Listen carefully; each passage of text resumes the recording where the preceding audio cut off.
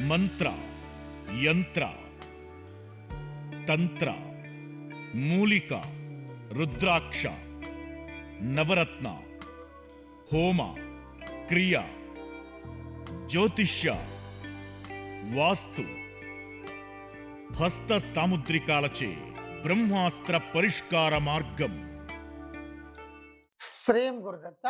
ఆత్మీయులందరికీ స్వాగతం. వారాహీదేవి ఒక ప్రణాళికాబద్ధంగా వారాహీదేవిని ఎవరైతే ఉపాసన చేస్తుంటారో, ఈ ఉపాసన ఎప్పుడు తీసుకుంటారంటే, సహజ సిద్ధంగా మనం చేయాలి అమ్మవారికి అని చెప్పేసి తీసుకునేటువంటి వారు చాలా. ఒక 1000లో ఒకరో ఇద్దరో చేస్తారలా. చాలామంది ఏం చేస్తారంటే, సమస్యలు విపరీతంగా వచ్చినప్పుడు, ఒక సమస్య వచ్చింది, అటు ఇటు తిరిగారు, ఎక్కడెక్కడికో ఇలా తిరిగి, తిరిగి, తిరిగి సమస్యలు విపరీతంగా పేరుకుపోయి, ఇంక తప్పదు మేము క్లోజ్ అవుతామా? మేము ఈ బ్రతకలేము అనేటువంటి పరిస్థితులలో అప్పుడు ఈ అమ్మవారిని ఆశ్రయించడం అనేది జరుగుతుంది. అంటే సమస్యను మొదటిలోనే తుంచకుండా, సమస్య పెరిగి పెద్దగైన తర్వాత, ఒక మానుగా మారిన తర్వాత, దాన్ని ఖండించేటువంటి విధానాన్ని అనుసరించేటువంటి పద్ధతిని అవలంబించేటువంటి విధానము ఉపాసన విధానంలోకి ఎంటర్ కావడం జరుగుతుంది. ఇక్కడ ఈ మంత్ర విధానం తీసుకునేటువంటి సందర్భంలో సమస్యలన్నీ పేటరేగిపోయి ఉంటాయి.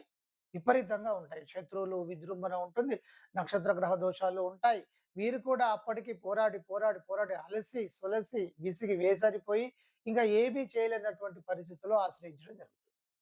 ఇక వీరికి ఒక ఆలోచన ఏముంటుందంటే, అమ్మవారిని చేయగానే వెంటనే చకచక, చకచక, చక కనిపించేటువంటి సమస్యలన్నీ కుప్పకూలాలి అనేటువంటి విధానం ఉంటుంది. చిన్న సమస్య ఉన్నప్పుడు అవన్నీ కూడా ఎగిరిపోతా ఉంటాయి. అలా కాకుండా సమస్యల సుడిగుండంలో మీరు కొట్టుమిట్టాడుతున్నప్పుడు, వాటిని తొలగించాలి అని అనుకున్నప్పుడు, వారాహీదేవి ఒక ప్రణాళికాబద్ధంగా వెళ్తుంది. మా అనుభవంలోనే కాదు, చాలా మంది శిష్యుల అనుభవంలో కూడా ఇది వారికి అర్థమవుతా ఉంటుంది. ఇది ఈ మంత్ర ఉపాసన చేసేటువంటి సందర్భంలో ఉండేటువంటి సమస్యలు ఏమిటో మొత్తం ఒకసారి పరిశీలన చేసుకుంటుంది. మనకు తెలియదు బిడ్డ, ఒక్కొక్క దాన్ని కట్ చేసుకుంటూ వెళ్ళిపోతా ఉంటుంది. శత్రువు విపరీతంగా బలవంతుడు అనుకున్నప్పుడు మనకేం ఆలోచన ఉంటుందంటే, అమ్మవారిని చేస్తున్నాం కదా! శత్రువుకి ఏదైనా కావాలి, లేకపోతే ఇబ్బందులు కావాలి, మన వైపు రాకుండా ఉండాలి. ఇలా ఆలోచన మనకుంటుంది. కానీ శత్రువు అప్పటికి విపరీతంగా శత్రువు బలవంతుడు. మీరు బలహీనంగా ఉన్నారు. మంత్ర విధానాన్ని మీరు ఇప్పుడే పట్టుకున్నారు. మంత్ర శక్తిని విపరీతంగా పెంచాలి. ఇలా మీరు చేస్తూ ఉండేటువంటి సందర్భంలో అమ్మవారు ఎలా ప్రణాళికలు ఉంటాయంటే, శత్రువు విపరీతంగా శక్తివంతంగా ఉన్నప్పుడు బలహీనపరుస్తా ఉంటుంది. శత్రువును డైరెక్ట్‌గా ఇబ్బంది చేయదు. శత్రువుకు సంబంధించినటువంటి వ్యాపార విధానాలు కావచ్చు, ఉద్యోగ విధానాలు కావచ్చు, ఇంకా ఇతరత్ర ఏది అయినా సరే, ఏదో ఒక సమస్య విపరీతంగా శత్రువుకు కల్పించి అతడిని బలహీనపరుస్తూ ముందుకు వెళ్తుంది. ఇక అంటే శత్రువును ముందు కష్టాల్లోకి నెడుతుంది. మనకు అర్థం కాదది. అలాగే ఏ సమస్యనైనా కూడా ఒక ప్రణాళికాబద్ధంగా చేసుకుంటూ వెళ్తుంది. ఎందుకంటే అమ్మవారు దండనాయకి. ఒక శత్రువును ఇప్పుడు ఒక రాజు ఒక దండయాత్రకు వెళ్ళాడు. లేదా ఒక రాజు అటాక్ చేస్తున్నాడు. చేస్తుండేటువంటి సందర్భంలో ఇక్కడ ఉండేటువంటి దండ నాయకులు ఎవరైతే ఉంటారో, ఆర్మీ అంటే వీరందరూ కూడా కమాండర్స్ యాక్చువల్‌గా. సైన్యాధిపతులు అంటాం కదా! ఇది కరెక్ట్ వర్డ్.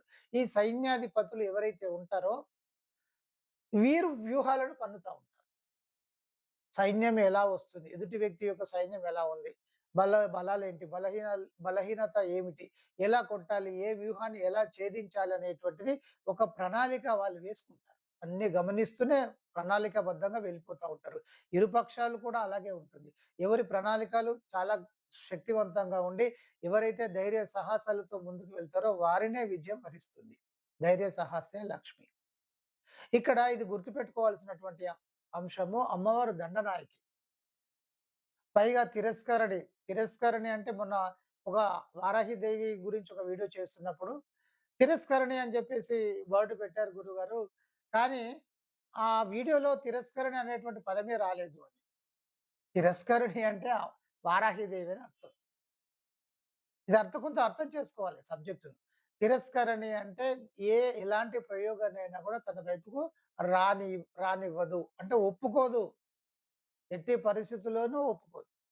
కనుక ఈ తిరస్కరణి విధానము, దండనాయకి చాలా శక్తివంతమైనటువంటి విధానము. ప్రణాళికాబద్ధంగా ముందుకు వెళ్తూ సమస్తమైనటువంటి సమస్యలన్నిటిని కూడా ఒక్కొక్కటి మీకు అర్థం కాదు బిడ్డ, కానీ నిర్మూలన చేసుకుంటూ వెళ్తుంది. ఎక్కడిదక్కడ సరెండర్ చేసేటువంటి విధానం ఉంటుంది. కొద్ది రోజులే కానీ మీకు అర్థం కాదు. మీరు ఉపాసన చేస్తూ ముందుకు వెళ్తుండేటువంటి సందర్భంలో చిన్న చిన్న సమస్యలన్నీ ఎగిరిపోతా ఉంటాయి. మీలో ధైర్యం విపరీతంగా పెరిగిపోతా ఉంటుంది. ఈ నక్షత్ర గ్రహ దోషాలు కావచ్చు, వాస్తు దోషాలు కావచ్చు, ఇవన్నీ కూడా ఎగిరిపోతా ఉంటాయి. ఇక వ్యాపారానికి సంబంధించినటువంటి ఒడిదుడుకులన్నీ చక్కబడడం జరుగుతా ఉంటుంది. ముఖ్యమైనటువంటి శత్రువు ఒక 3 నెలల తర్వాతనో, 6 నెలల తర్వాతనో వాడు నేలమట్టం కావడం జరుగుతా ఉంటుంది. అప్పుడు అర్థమవుతుంది మీకు, ఆహా! తల్లి ఇంత ప్రణాళికాబద్ధంగా వెళ్తుందా అని. గుర్తుపెట్టుకోండి, వారాహి అమ్మవారు చాలా ప్రణాళికాబద్ధంగా వెళ్తుంది.